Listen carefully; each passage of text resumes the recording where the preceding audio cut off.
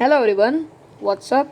Welcome back to the Craving Engineers. Okay, so today we are going to start a brand new chapter whose name is Chemical Kinetics. Okay, now let us see the below mentioned points once. Okay, a very important chapter for JEE NEET, very important for NCERT point of view and study well.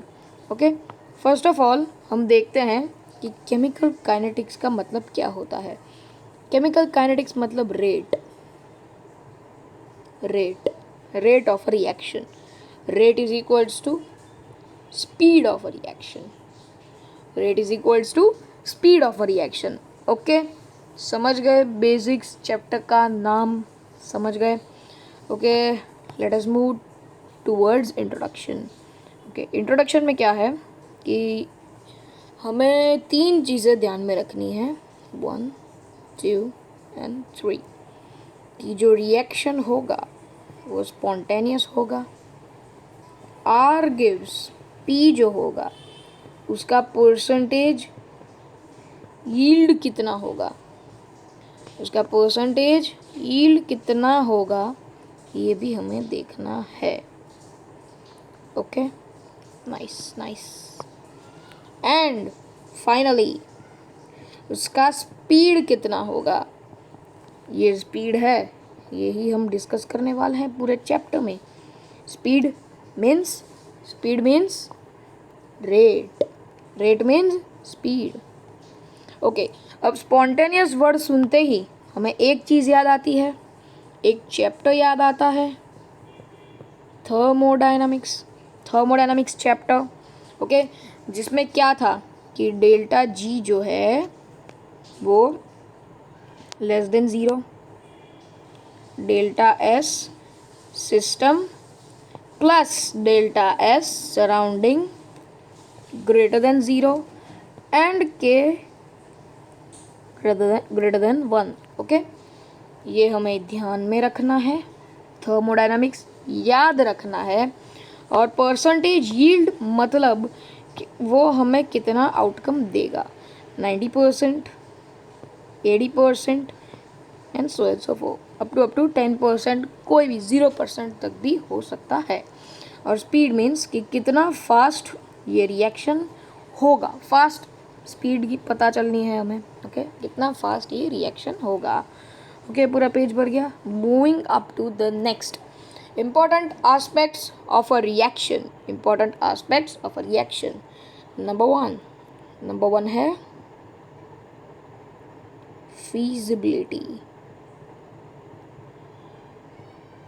feasibility of reaction.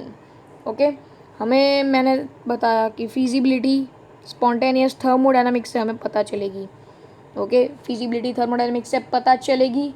Okay, next है कि हमें देखना हो, हमें study करना हो कि equilibrium, reaction का इक्विलिब्रियम कब आएगा, कब वो रिएक्शन कंप्लीट होगा. ये हमें सेकंड पॉइंट है हमारा aspect, important aspect. Okay, and third point है कि इक्विलिब्रियम में आ गया पर उसको कितना टाइम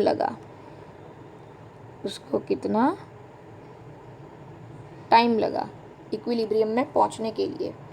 ओके, ये है हमारे 3 important aspects of a chemical reaction. Moving up to the next है auto engine. Okay, auto engine है, देखते हैं ऑटो इंजन में क्या होता है. ये जो ऑटो इंजन है इसके अंदर जाता है फ्यूल. ओके, ऑटो इंजन में जाता है फ्यूल जाएगा, उसका कंबस्शन होगा. ओके, कंबस्शन ज़्यादा होना चाहिए. ओके, तो ही मज़ा आएगा. ओके, सो और उसका जो वो रिएक्शन होगा, वो रिएक्शन कैसा होगा, वो रिएक्शन होगा स्पॉन्टेनियस, वो रिएक्शन होगा अपने आप. Yes, okay, so that's it. इसमें तो यही है. फूड स्पॉइलिंग में क्या होता है, ये फ्रेश एप्पल, ये रॉ एप्पल है. ओके, इसकी ऐसी हालत कैसे हुई? इसकी ऐसे हालत हुई ऑक्सीडेशन की वजह से। एटमॉस्फेयर में जो पानी के ड्रॉपलेट्स होते हैं, जो एयर होती है, उसकी वजह से ये इनमें इनका ऑक्सीडेशन रिएक्शन होता है और वो रॉ होते हैं। ये स्पॉन्टेनियस रिएक्शन है, अपने आप होता है, थोड़ा सा समय लेता है, डायरेक्ट नहीं हो जाता है, एकदम क्विक नहीं हो जाता है। जैसे एप्पल आया और तुरंत बिगड़ गया, ऐसा नहीं होगा, थोड़ा टाइम लेगा। Next up C+O2। डायमंड जो होता है वो हमेशा के लिए होता है? नहीं, थोड़े टाइम के बाद ये डायमंड फिर से नॉर्मल अपने कार्बन के कलर में आ जाता है, पर उसे बहुत टाइम लगता है। यस, बहुत टाइम लगता है, और ये रिएक्शन भी स्पॉन्टेनियस रिएक्शन है। ओके,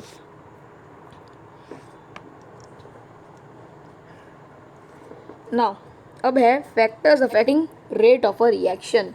ओके, ऐसे 5 फैक्टर्स है, लिख लेते हैं। 5 फैक्टर्स होते हैं जो रेट को अफेक्ट करते हैं। ओके, उसमें फर्स्ट है स्टेट ऑफ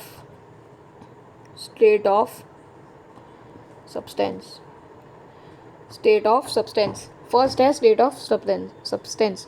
ओके, अगर कोई भी रिएक्टेंट है, वो powder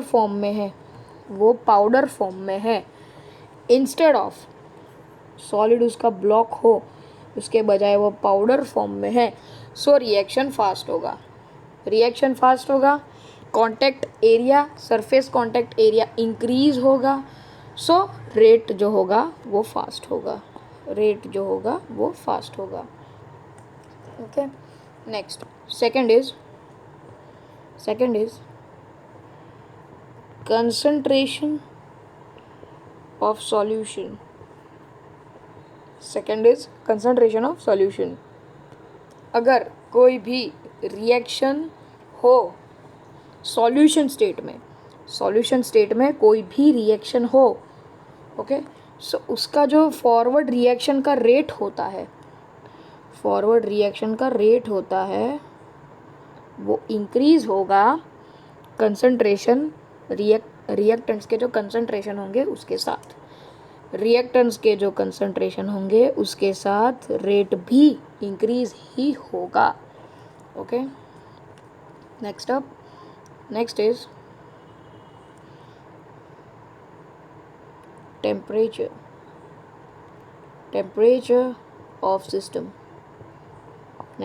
temperature of system. Number 3 I think, yes. Okay, generally हम टेम्परेचर को इंक्रीज करेंगे। ओके, तो जो मॉलिक्यूल्स होंगे, जो एटम्स होंगे, उनके बीच की काइनेटिक एनर्जी इंक्रीज होगी।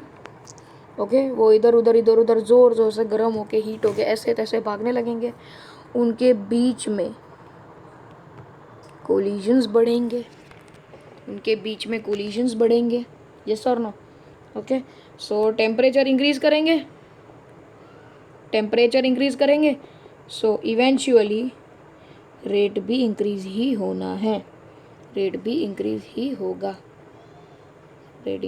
Nice. Moving up to the next up, number 4 है, just a minute. Number 4 pressure. Okay, pressure है कि अगर कोई भी रिएक्शन हो गैसियस स्टेट में, सो उसका जो रेट ऑफ रिएक्शन होगा वो इंक्रीज या फिर डिक्रीज होगा with change in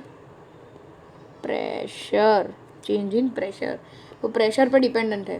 pressure increase, rate increase, pressure decrease, rate decrease. Okay, next है effect of catalyst. 5th number, effect of catalyst, effect of catalyst. अच्छा कैटालिस्ट यूज़ करेंगे, अच्छा catalyst use करेंगे, nice catalyst, fast reaction, nice catalyst, fast reaction, ध्यान रखना। अच्छा reaction अच्छा catalyst use करेंगे, रिएक्शन फास्ट होगा, रेट इंक्रीज होगा, रेट फास्ट होगा। Okay, moving up to the next, effect of concentration on reactants, effect of concentration on reactants, concentration of reactants on rate, sorry. Okay, अगर कोई भी progress है, अगर कोई भी प्रोसेस है, ओके, केमिकल रिएक्शन का, उसमें अगर टाइम विथ टाइम हो रहा है, विथ टाइम हो रहा है, सो उसका जो, एक मिनट समझाता हूँ, कंसंट्रेशन जो होता है रिएक्टेंट्स एंड प्रोडक्ट्स का, वो विथ टाइम चेंज होगा। याद रख लेना, रट लेना, टाइम तो लिखना ही लिखना है, ओके, इधर मार्क्स कट जाएगा, टाइम तो लिखना ही है। ये concentration of reactant products change होगा विथ टाइम उसका चेंज होगा। ओके,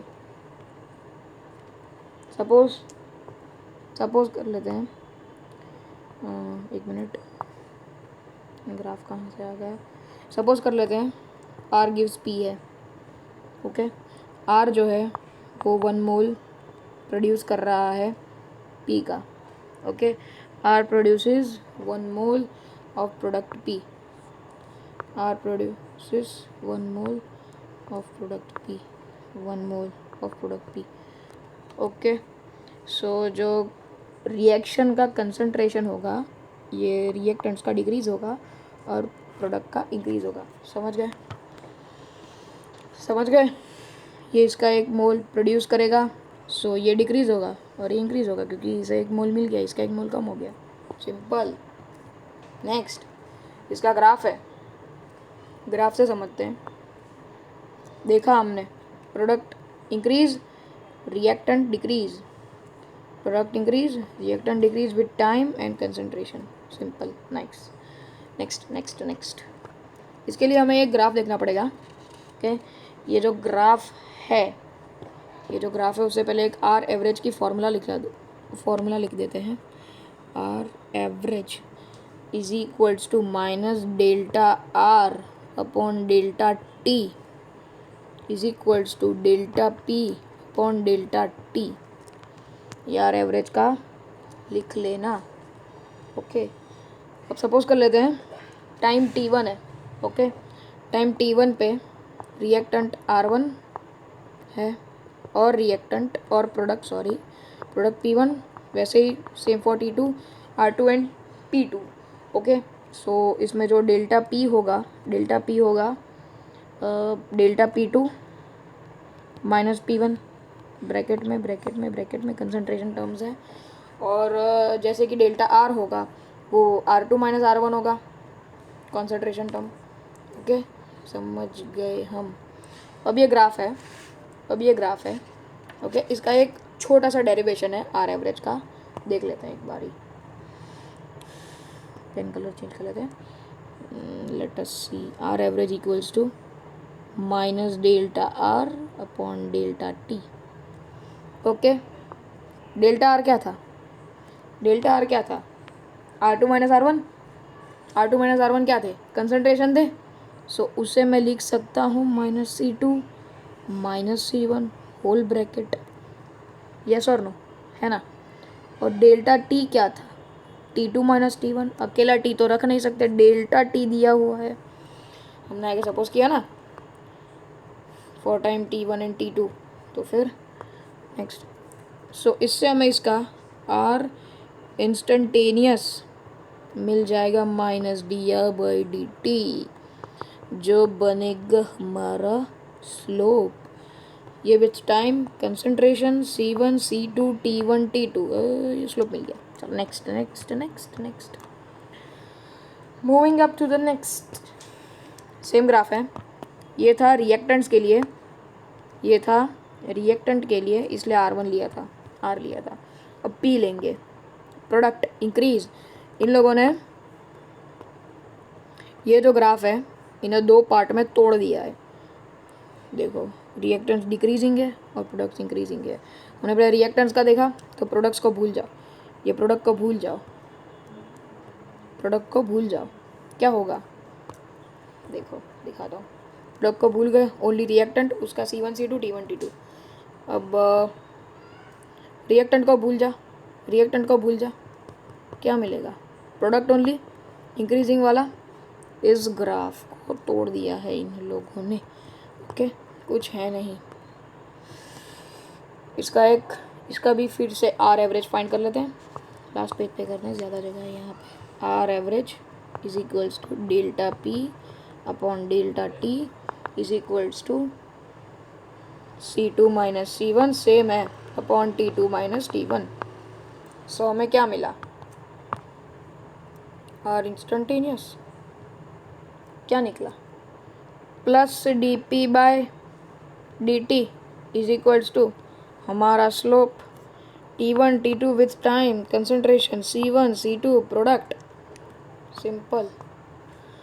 ओके, आर इंस्टेंटेनियस दोनों का एडिशन कर लेते हैं। R instantaneous okay minus dr by dt minus dr by dt is equal to plus dp by dt, दिखेगा नहीं, dt। Okay nice. Okay for और बस इन लोगों ने इसे तोड़ दिया है कि नहीं। आगे तो दूसरा टॉपिक है, आगे आ रहा है R instantaneous equals to minus dr by dt minus dr by dt। It is for reactants. R instantaneous is equals to plus dp by dt। थोड़ा जगह कम है, रबिंग करना पड़ेगा। ओके मिल गई जगह मिल गई। कहाँ गई pen? Okay, R instantaneous is equals to plus, अरे क्यों हो रहा है यार ऐसा, is equals to plus dp by dt for products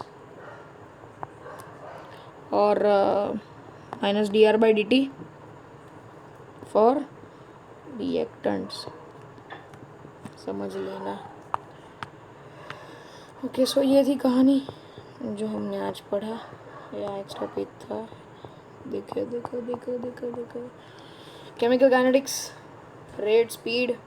आज के लिए सिर्फ इतना ही, इतना रखते हैं इसकी बार। अब की बार नेक्स्ट टाइम होगा, देख लेते हैं एक बार। नेक्स्ट टाइम हम स्टार्ट करेंगे differential rate law. Okay, next time से डिफरेंशियल रेट लॉ शुरू करेंगे, शुरू हो जाएगा हमारा differential rate law.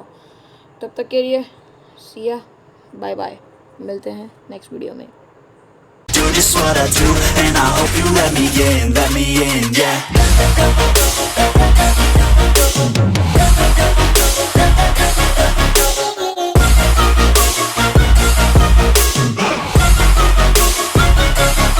I'm grateful, oh yeah.